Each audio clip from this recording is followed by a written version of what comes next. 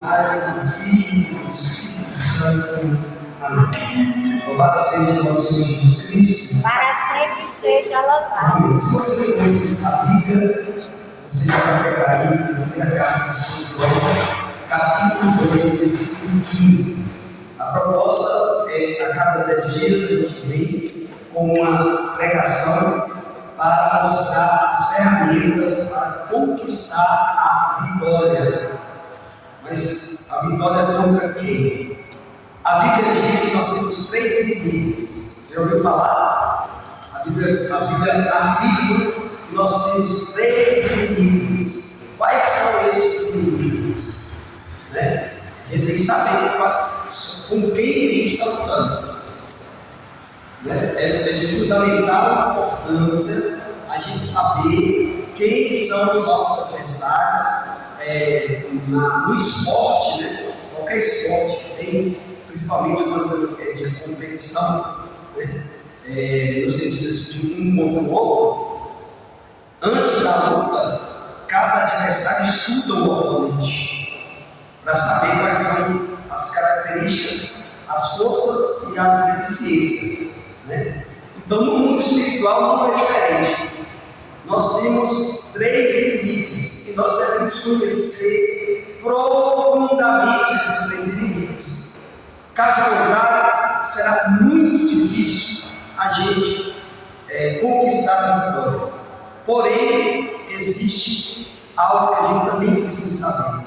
Desses 3 inimigos, 2 já foram derrotados. Olha aí. Desses 3 inimigos, 2 já foram derrotados. Então, na verdade, nós temos só um inimigo para travar esta luta final e definitiva, a fim de que nós possamos fazer em tudo a vontade de Deus. Então, quais são os 3 inimigos? Primeiro, o diabo, aquele que foi expulso do céu por Deus. Depois, o mundo. O mundo é aonde nós vivemos, com as coisas que tem nele. E por fim, nós mesmos. Então, esses 3 inimigos, eles precisam ser muito bem estudados para que a gente não concentre forças desnecessárias aonde não precisa. Às vezes, por exemplo, a pessoa fica gastando muito tempo com um inimigo que já está derrotado. E na onde ele deveria concentrar a força, no conceito. E aí o que acontece? Quando ele precisa da força, para poder lidar com aquele inimigo, desgastou tudo naquele lá que já tem como derrotar. Então a Bíblia também diz que o demônio, que é o inimigo, já foi derrotado por Deus. Amém? O demônio já foi derrotado por Deus, amém? Amém. Pronto. O mundo, Jesus disse: eu venci o mundo. Então nós temos 2 adversários que já estão derrotados, que nós não precisamos concentrar tantas forças, a gente precisa ficar só atento a eles, porque eles já estão derrotados no poder do nome de Jesus. Agora tem o terceiro inimigo, que é o mais perigoso de todos. E é exatamente este inimigo que vai fazer a gente se dobrar aos outros 2 inimigos que já estão vencidos. Porque mesmo derrotados, nós podemos nos unir a ele na condição de derrotado, por conta de não lutar com este inimigo, que é considerado o mais perigoso de todos, que é nós mesmos. Por exemplo, vou dar um exemplo, recentemente nós recebemos uma triste notícia, uma notícia assim, lamentável, que uma irmã da Igreja Católica, uma irmã muito de Deus, uma mulher muito de Deus, uma mulher mariana, uma mulher de rosário, uma mulher de jejum, uma mulher de extrema penitência, uma mulher de escuta de Deus, por conta de um problema na igreja pessoal. Ela sai da Igreja Católica e vai para o Cristão do Brasil.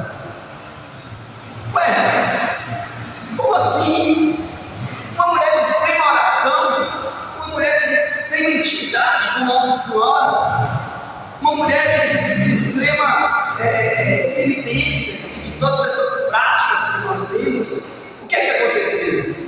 Olha, deixa eu dizer uma coisa: na vida espiritual, não basta ser espiritual, porque a vida do ser humano não é só espiritual. Nós temos que equilibrar a vida espiritual com a vida humana, e a vida humana, ela requer maturidade. Uma mulher ou um homem muito espiritual, que tem uma vida profunda de oração, por conta de não ter maturidade, ela joga toda a vida espiritual dela fora. A prova disso é o que eu estou falando com vocês. Como que pode uma pessoa, que realmente tem uma vida de oração profunda, que realmente tem uma vida de acesso profunda, por conta de um problema, por conta de uma desavença, ou por conta de uma calúnia, ou o que quer que seja, a pessoa não é capaz de resolver isso e permanecer na única igreja de Jesus Cristo, que é a igreja verdadeira. Então não basta ter vida espiritual, nós temos que ter verdadeiramente uma maturidade humana para resolver as coisas como precisam ser resolvidas. Nem tudo a gente vai resolver com oração, mas com uma boa conversa, olho nos olhos, com a verdade, com a sinceridade, com a caridade, sendo flexível, sempre olhando para a pessoa como alguém que realmente está submetido a uma fraqueza humana. Porque eu tenho dito isso, porque ninguém consegue penetrar a profundeza humana. Talvez a pessoa fala uma coisa, mas dentro dela tem outra. E por conta dessa fraqueza, ela não consegue conectar a fala com o desejo do coração. E aí o que acontece? Acontecem essas coisas. Então nós vamos apresentar ao longo dessas quatro dezenas, ferramentas necessárias que existem e que a gente pode usar eficazes para podermos aplicar na vitória contra nós mesmos, que é o único adversário que realmente pode nos colocar na condição de derrotado, como o demônio e como o mundo. Então, abra uma Bíblia aí na primeira carta de São João, capítulo 2, versículo 15. Vamos lá, capítulo 2, a primeira carta de São João, capítulo 2, versículo 15. Olha você, não ameis o mundo. São João, o apóstolo João escreve: não ameis o mundo, nem o que há no mundo. Eu dizia ontem numa comunidade cristã que a Bíblia, ela é o roteiro ideal, as orientações ideais para quem quer viver bem e com sucesso. Olha, a Bíblia é, de fato, as orientações, e o manual para quem quer ter uma vida de prosperidade, tanto financeira como espiritual. Porque Deus dá todas as dicas de como a gente tem que viver na Bíblia. Só que o que acontece?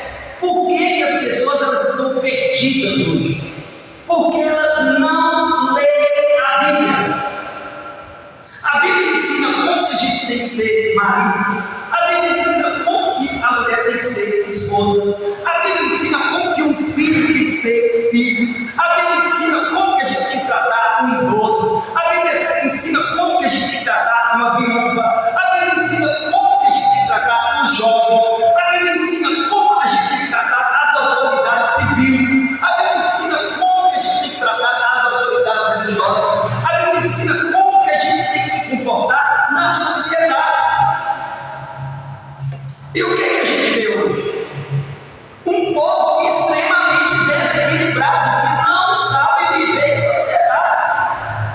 Um povo que na maioria das vezes está desorientado, que quer fazer as coisas tudo para ela, como centro da vida dela. E aí o que acontece? Vai se frustrar, porque as coisas nem tudo, graças a Deus, nem tudo está a nosso serviço.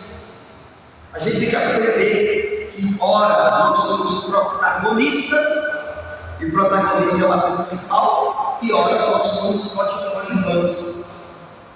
Se eu não me acostumo com isso, eu vou sofrer, eu vou adoecer. Agora tem pessoa que acha que é o protagonista, assim, a vida inteira. Se ela não tiver, se ela não ser, se ela não fazer, não serve. Se ela ficar de fora, então, aí agora eu não fico com. Né? Eu fico com. E tem gente que do mesmo modo quer ser só coadjuvante, quer ficar escondidinho ali, sem ninguém perceber. Não, meus irmãos, na vida humana, ora coadjuvante, ora protagonista. É assim que é a vida. Você pode olhar aí nos filmes, né? Na televisão é assim. Em um filme, o ator faz o protagonista, no outro, ele é coadjuvante. Aquilo ali é uma representação da vida. Olha a descrição: não ameis o mundo, nem o que há no mundo. Se alguém ama o mundo, olha aí, se alguém ama o mundo, não está nele o amor do Pai. Pensemos sobre isso. Façamos a reflexão sobre isso, pessoal. Não basta também só escutar a palavra. A gente tem que fazer a reflexão. Porque, olha, se eu amo o mundo, e se eu amo as coisas que estão no mundo, o evangelista João está afirmando que o amor do Pai não está em mim. E aí ele continua: porque tudo que há no mundo, o desejo da carne, o desejo dos olhos, e aqui na Bíblia está sempre dita a ostentação da vida, que em outras traduções está a soberba da vida. Não vem do Pai, mas do mundo. O mundo passa, e também o seu desejo passa, mas aquele que faz a vontade de Deus permanece para sempre. Quem é que quer permanecer para sempre? Levanta a mão, deixa eu ver. Quem é que quer permanecer para sempre? Todo mundo, eu não quero. Eu só não quero permanecer para sempre aqui eu quero. Apesar de eu gostar de viver aqui. Não estou reclamando, não, mas eu acho que está bom. Não está bom, mas está bom. Dá para entender. Mas lá na eternidade é muito melhor do que aqui. E viver para sempre é só na eternidade. Ninguém vive para sempre. Você conhece alguém aqui que vive para sempre? Que viveu para sempre? Tá? Já tem 300, 400 anos. Então, para que a gente viva para sempre, é necessário para estarmos fazendo a vontade de Deus. E para fazermos a vontade de Deus, nós precisamos sair do mundo. Uma coisa é certa, Gilmar, nós podemos viver num estado de graça e ainda estar no mundo. Nós podemos viver num estado de graça e estar no mundo, com mentalidades mundanas, com comportamentos mundanos. Então, o que nós precisamos? Nós precisamos, meus irmãos, sair do mundo. E sair do mundo significa mudar de atitude, mudar de comportamento, ter comportamentos adequados ao de Cristo, ter comportamentos adequados àquilo que é proposto do cristianismo. Então, nós vamos apresentar aqui hoje as três primeiras ferramentas que nós temos para combater este inimigo terrível que é cada um de nós mesmos, que é as práticas quaresmais. Nós estamos dentro da quaresma de São Miguel. E a quaresma é o tempo que serve para que a gente possa aprimorar o nosso autoconhecimento. Quaresma é sinônimo de deserto, de autoconhecimento, de saber quem sou eu mesmo, sem ficar com remorso, né? Eu sou fraco demais, eu sou muito fraco. Ou então, não, eu sou super-homem. Não, eu saberei quem eu sou, na certeza que sendo fraco Deus me ajuda, e sendo forte essa fortaleza não é minha. Sendo forte a fortaleza que manuseio é de Deus, e se no fraco, Deus pode me ajudar. Então preste atenção, existe um esquema que a igreja já tem para combater o desejo da carne, o desejo dos olhos e a soberba da vida. Olha, o desejo da carne, o desejo dos olhos e a soberba da vida estão hoje no ser humano. Estão no ser humano. E nós precisamos combater isso. Nós precisamos verdadeiramente usar essas ferramentas para poder colocar tudo isso, liberar tudo isso de forma tal que não afete o nosso comportamento e nem faça com que a gente dê conta do testemunho lá fora. Quantas pessoas olham aqui para mim e não acreditam na igreja por conta do nosso comportamento? São muitas, são várias, né? Porque não é comportamento, né? Fofoqueira, contador de mentira, humilha as pessoas. E da onde que vem isso? Se não do desejo da carne, do desejo dos olhos e da soberba da vida. Então a igreja monta um esquema das práticas quaresmais, que são o quê? O jejum, a esmola e a oração. Cada uma dessas práticas tem como missão ordenar esses desejos dos olhos, da carne e da soberba da vida. E nós precisamos saber usar essas ferramentas.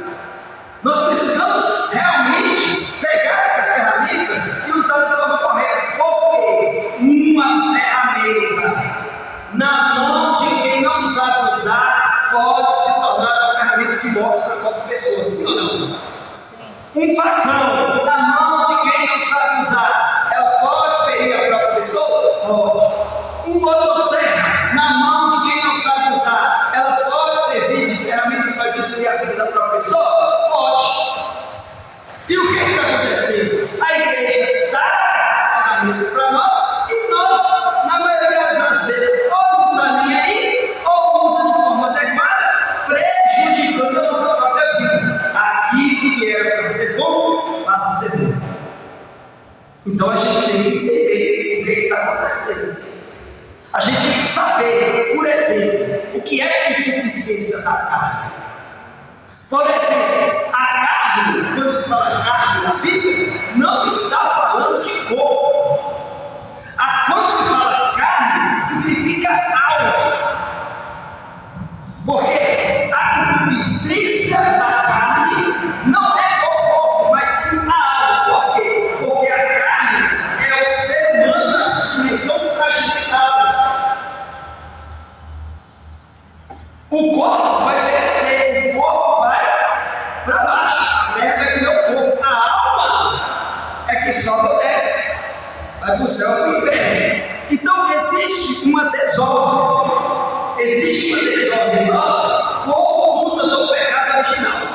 O corpo domina a alma pelo instinto, por conta do pecado original. Ela fica tão dominada pelo corpo que a gente chama isso de carne. Então, para você ver, o corpo domina tanto a alma que a gente nomeia essa dominação do corpo na alma de carne. Então, quando se fala fraqueza da carne, está falando da fraqueza de quê? Fraqueza da alma. A alma carnal é a alma dominada pelas necessidades do corpo. São necessidades egoístas e de conforto. Quem é que não quer viver bem? Quando se fala de viver bem, é o que a gente está falando? Viver no conforto. Mas quem é que busca esse conforto? Quem é que busca esse conforto? Quem é que busca essa necessidade de só vem a mim, vem a mim, vem a mim? A prova maior é ele chega, vive 33 anos na terra e em momento algum nosso Senhor buscou conforto aqui na terra. Qual foi o dia que a gente encontrou Jesus falando de conforto aqui? Qual foi o dia que Jesus quis mostrar para todo mundo que o importante da vida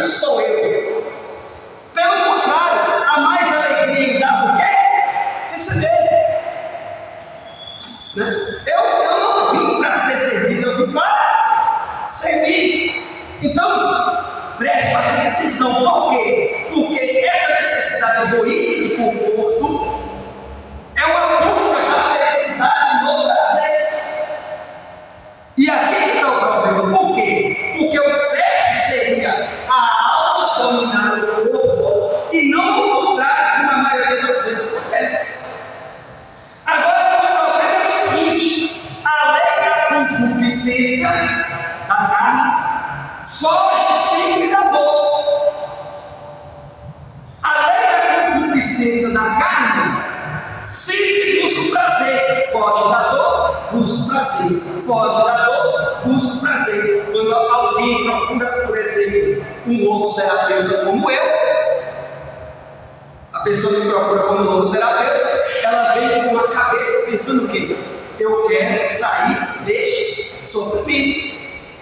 Aí o logoterapeuta fala assim: não, a vida não é assim. A vida, antes de você querer sair do sofrimento, porque é uma necessidade de prazer, você tem que entender o que esse sofrimento significa na sua vida. O que ele quer ensinar? Como você vai lidar com isso? Porque existem sofrimentos na vida humana que são inevitáveis e a gente precisa encarar isso com maturidade. Então, todas as vezes que a lei da concupiscência ela reina, ela tem uma tendência de buscar o prazer e fugir da dor. E se a gente cair nessa lei, o que vai acontecer? A gente nunca vai amar. Porque o que é o amor? Vocês sabem que eu tenho uma ferramenta que eu mesmo adquiri por graça de Deus, que mede o amor, né? Como é que se mede o amor? Tem uma maneira de medir o amor. E essa maneira de fazer sinceridade foi eu que descobri. Lógico, ela já existia, mas eu não inventei, eu não criei, eu só descobri que ela existia. A maneira de medir o amor.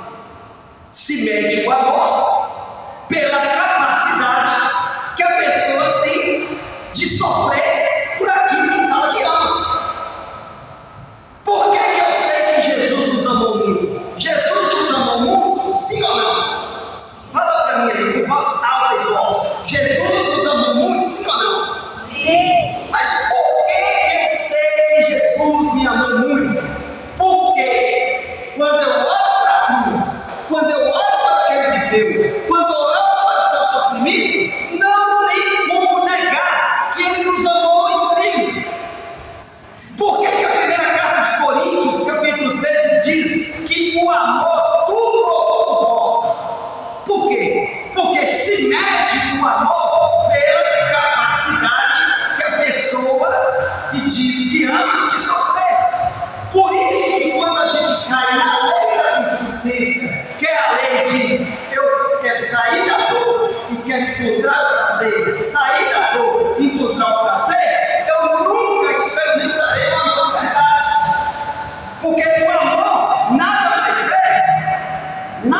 é do que essa resistência adquirida pela alma de dizer para o corpo assim: ó, o negócio está feio para o seu lado, mas a vida bíblica de Deus é nossa. A alma ela vai ser fortificada e o corpo vai aguentando aquela dor por conta da alma. Está dizendo: corpo, fica tranquilo, você está sofrendo, mas a vitória já é nossa. Então, o que quer dizer isso? A alma diz para o corpo: está doendo, mas a vida está doendo. E quando que isso acontece? Quando eu faço penitência. Nesse caso, eu estou falando da penitência do jejum. Quando a gente fica sem comer, dói a barriga, dói a cabeça, dá tontura. Isso aí. Está doendo a barriga. Tomei fraco. Estou até nervoso, porque quando a gente fica com fome, a gente fica nervoso. Mas aí a alma está dizendo: a vida vive, que a vitória já é nossa. E quando eu faço isso, eu vou dominando, eu vou tirando a força do corpo e vou acrescentando a alma. E uma alma forte é uma alma que vai suportar.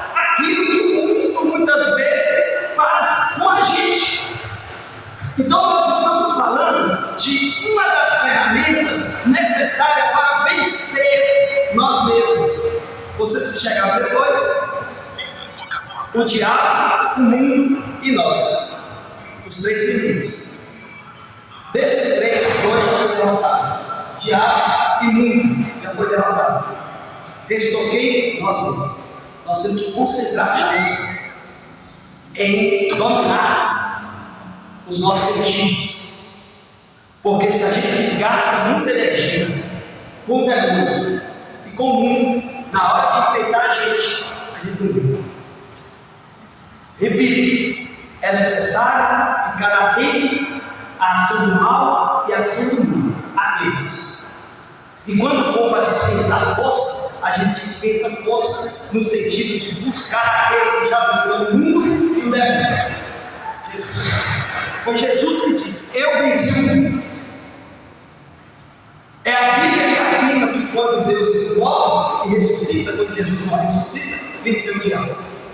Então restou quem? Restou Deus. E eu quero apresentar para vocês, durante essas 4 dezenas, ferramentas que nós podemos usar para vencer a gente mesmo. Para poder ordenar a gente para uma luta ferrenha que só vai acabar, só vai finalizar o dia que nós fecharmos os nossos olhos.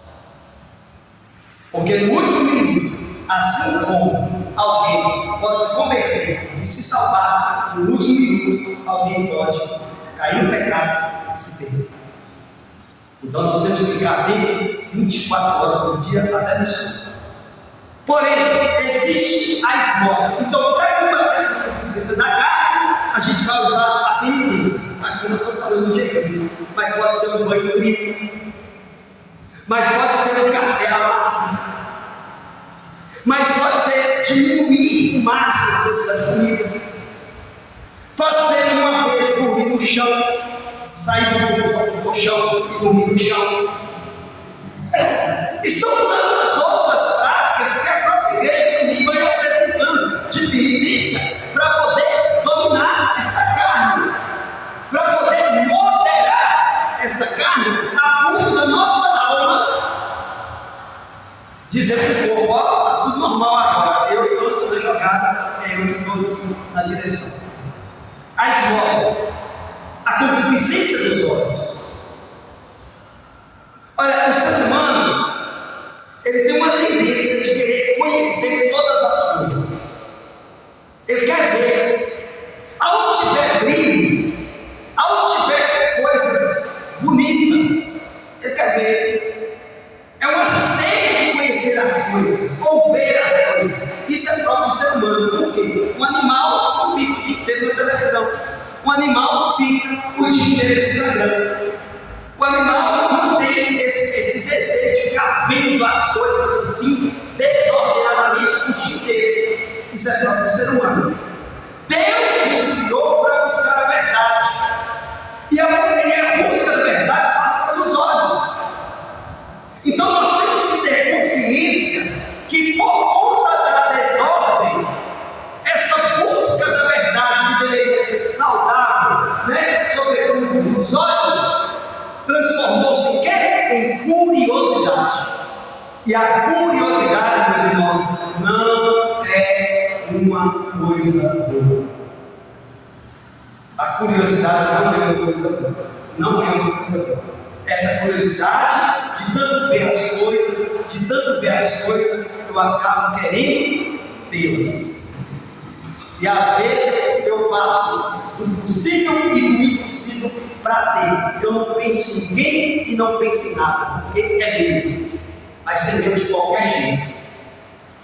Então esse desejo desordenado de possuir, de ter tudo, a gente precisa combater isso com a esmola. Por quê? Porque para que a gente possa realmente estar acabando com o mundo, para que a gente possa estar acabando com esse desejo exagerado de possuir, porque de fato, vocês podem observar, o que tem acabado com a sociedade moderna é esse desejo desordenado de ter tudo, de possuir tudo. As pessoas, elas não sabem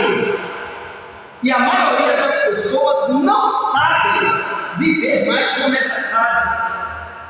Elas não sabem viver mais o necessário. Elas precisam ter, e tendo quer ter cada vez mais, e tendo cada vez mais, quer ter cada vez mais, a ponto de todo mundo estar prostrado diante de mim, porque eu sou o mais de todos. E isso não se aplica só com roupa, isso não se aplica só com comida, isso não se aplica só com dinheiro, isso se aplica com pessoas. Quantas pessoas eu conheço que acham que todo mundo tem que ser delas? Quantas pessoas eu conheço que as pessoas têm posse das outras, inclusive em relacionamento conjugal? O ciúme doentio vem da onde?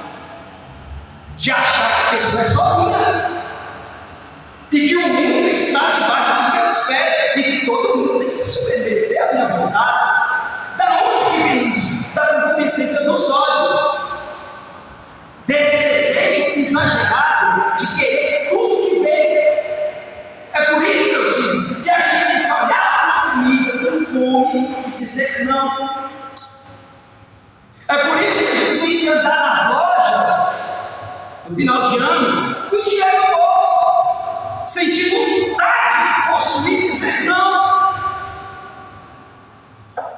É por isso que nós temos que combater essa concupiscência dos olhos, dando as coisas que nós possuímos, porque o motivo de eu pegar um objeto que eu tenho, por mais valioso que seja, e dar aquilo ali, não vai significar nada para a minha vida, porque a minha vida não é resumida naquele objeto.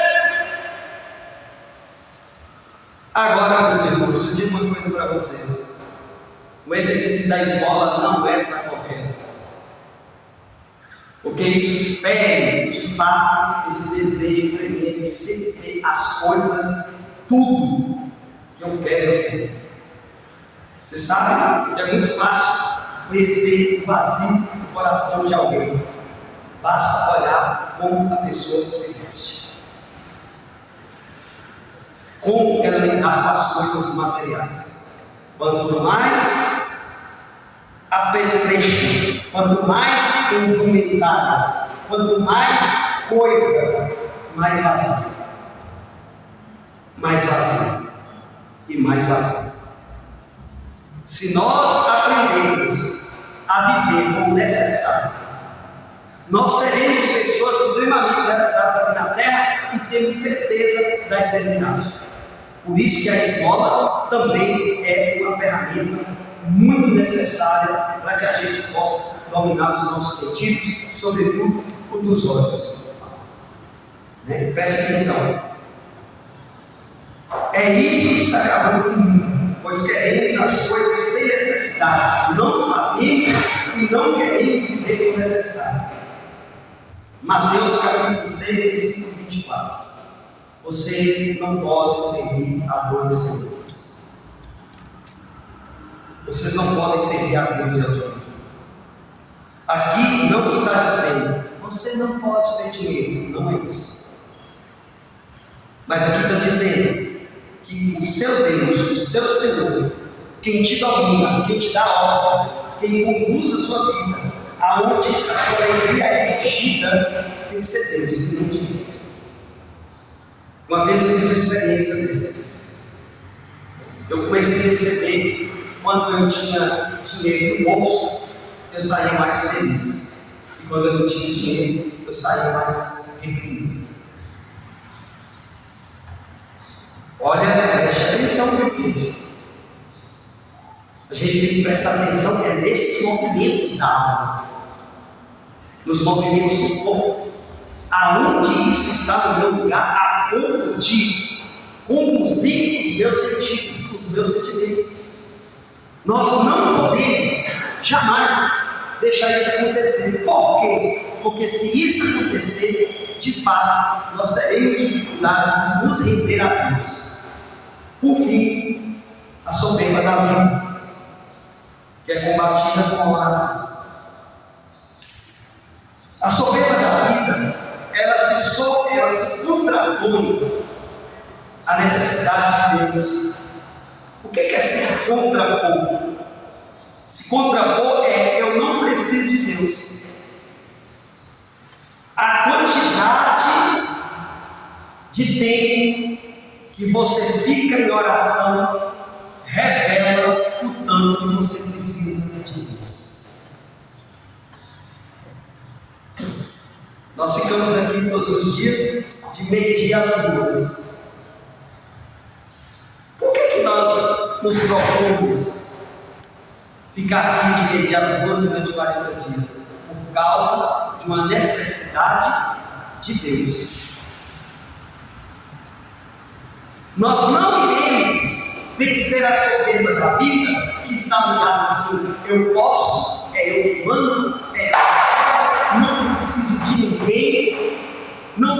ninguém, e quanto menos a pessoa tem vida de oração, mais ela diz que não precisa de Deus. E quanto mais a pessoa se envolve, no sentido de ficar perdendo tempo com as coisas aqui da terra, mais ela está dizendo que ela quer dominar o mundo por si só. Aquele primeiro pecado que Adão e Eva cometeu: eu quero ser Deus, eu não preciso de Deus na minha vida. Se eu quiser eu resolvo, se eu quiser eu faço, se eu quiser eu mando. E como que a gente vai combater? A gente vai combater isso com a oração. Com a oração. Porque não tem jeito a gente dizer eu me basto e está com Deus. A palavra de Deus diz maravilhosamente no Evangelho de São João, capítulo 15, versículo 5, Jesus dizendo: sem mim nada podeis fazer. O que significa isso? Significa que todas as coisas que eu fiz sem Deus é nada. Não serve a gente? Todas as coisas que eu fiz sem Deus não serviu para nada. Para nada. Se eu doei, se eu gastei tempo, se eu depositei dinheiro, se eu suei, sem Deus você perdeu seu tempo.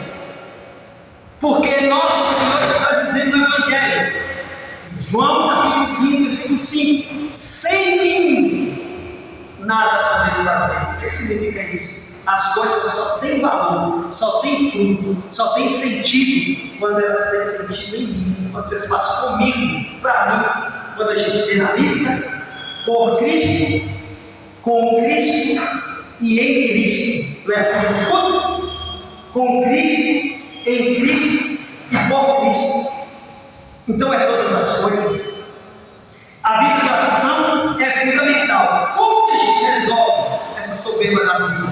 Esse achar que eu me basto, dobrando o joelho, fazendo a adoração santíssima, rezando o rosário, fazendo as doutrinas que são necessárias, entrando na vida de oração, porque a minha vida de oração, repito, revela o tanto que eu preciso de Deus. Quanto menos eu rezo, mais eu me basto. Quanto mais eu rezo, mais Deus é necessário para a minha vida.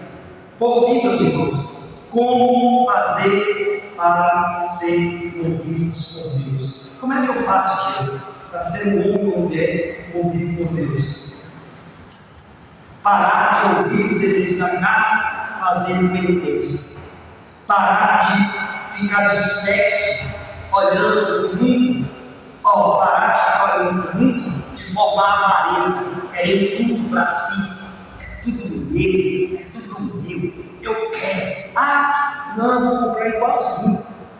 Não, fulano trocou, também vou trocar. Não, fulano renovou, também vou renovar. Não, agora a calça da moda é essa. Tem 3 meses que eu comprei esse tênis, mas saiu de moda. Saiu de moda. Então eu vou dar esse tênis aqui porque eu quero, é o da moda. É o da moda. Tem 2 meses que eu comprei essa camisa aqui, mas sabe, saiu de moda. Eu quero da moda.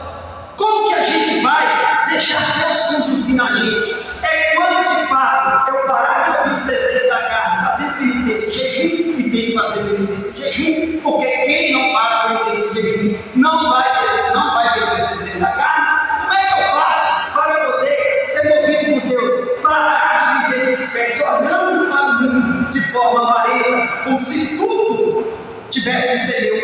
das pessoas. E aí agora entra a esmola. E por fim, eu preciso de uma vida de oração, porque sem Deus ninguém pode fazer nada. Eu digo uma coisa para vocês aqui, finalizando, e aí eu vou dizer de forma muito específica para o povo da igreja. Muita gente vai se perder porque não valorizou a missa diária. Muita gente vai se perder porque não deu valor naquilo que realmente tem valor.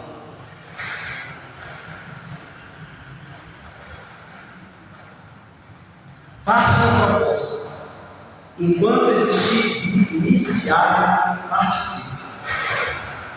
Não troque a missa diária por nada nessa vida. Não troque a missa diária por nada nessa vida. Vida de oração é dependência de Deus. Eu não venho na missa porque eu gosto da missa. Eu não venho na missa porque a missa é legal, me faz arrepiar, me faz chorar. Eu não venho na missa porque eu estou precisando de uma cura. Eu venho na missa porque a missa é tudo na terra. É só para isso. E se eu, na verdade, se eu não entender isso, eu não entendi nada na igreja católica. Se eu não entender que a missa é tudo aqui na terra, eu não entendi nada na igreja católica. Não entendi. Não tem nenhuma maneira melhor de terminar essa primeira dezembro falando sobre essas ferramentas, que é a penitência, a esmola e a oração. Depois, não é. Vamos parar de ficar olhando para a vida dos outros, vamos parar de ficar querendo cuidar da vida dos outros, vamos cuidar da nossa própria vida, porque Jesus está às portas e a qualquer momento Ele pode vir. Louvado seja o Senhor Jesus Cristo.